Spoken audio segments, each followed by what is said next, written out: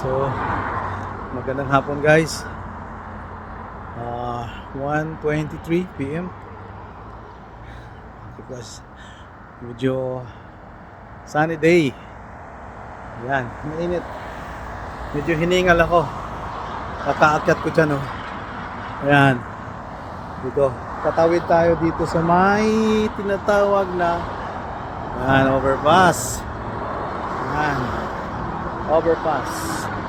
So, itong highway na ito, papunta po yan sa Swartz Bay Ferry. Kung saan doon kami sumasakay ng mga ferry papuntang Vancouver. So, yung kabila naman, yan. Wow. Okay. Yan. Yung papunta naman sa kabila, yun ay papuntang Victoria. Ayun. Highway. This is the highway. So, tatawid tayo dito sa may flyover. Yan.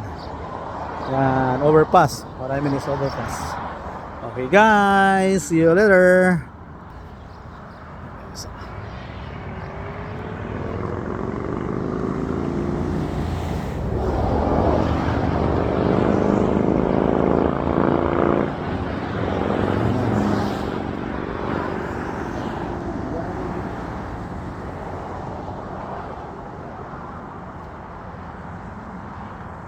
Okay, ayan. Ayan guys, oh.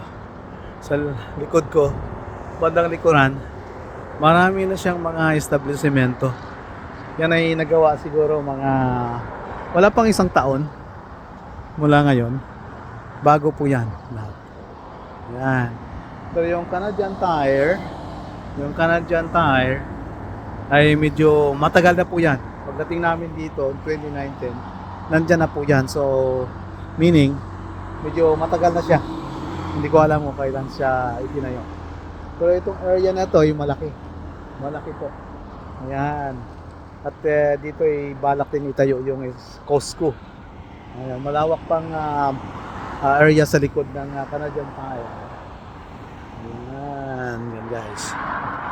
Okay. Pupunta tayo sa Dollarama. May bibilihin lang ako.